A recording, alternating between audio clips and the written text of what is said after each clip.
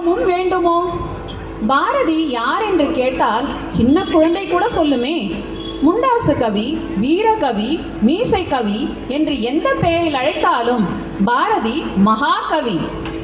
இன்றைய நம் நாட்டிய நாடகத்தின் தலைப்பு பாரதியும் பாரதமும். என்ன ஒரு அழகான தலைப்பு! பாரதிக்கும் பாரதத்திற்கும் என்ன உறவு? பாரதத்திற்கும் பாரதிக்கும் தாய்க்கும் சேய்க்குமான உறவு அல்லவா? தன் பாரத தாயின் கால்களில் கட்டப்பட்ட அடிமை தலையை அகற்ற பாடுபட்ட சேய் பாரதி. ஆடுவோமே பள்ளு பாடுவோமே, ஆனந்த சுதந்திரம் அடைந்து விட்டோம் என்று சுதந்திரம் பெறுவதற்கு முன்னரே தன் அன்னைக்கு விடுதலை பெற்று தந்த சேய் அல்லவா பாரதி. தேசியவாதி, சமூக சீர்திருத்தவாதி, ஆன்மீகவாதி என்று பன்முகம் கொண்டவர் பாரதி. எனவே இன்றைய நாட்டிய நாடகத்தை 3 பிரிவுகளாக பிரித்திருக்கிறோம். பாரத தேசத்தை பற்றியும் பாரத மணித்திரு நாட்டின் கொடியை பற்றியும் பாரதியின் பாடல்களை முதல் பிரிவிலும், பாரதியின் சமூக சீர்திருத்த பாடல்களை 2வது பிரிவிலும், பாரதியின் ஆன்மீக பாடல்களை 3வது பிரிவிலும் காணப்போகிறோம். இந்த கண்கவர் நாட்டிய நாடகத்தை கண்டு கழிக்குமாறு பணிவன்புடன் கேட்டுக்கொள்கிறேன். வாழ்க பாரதம், வாழ்க பாரதி.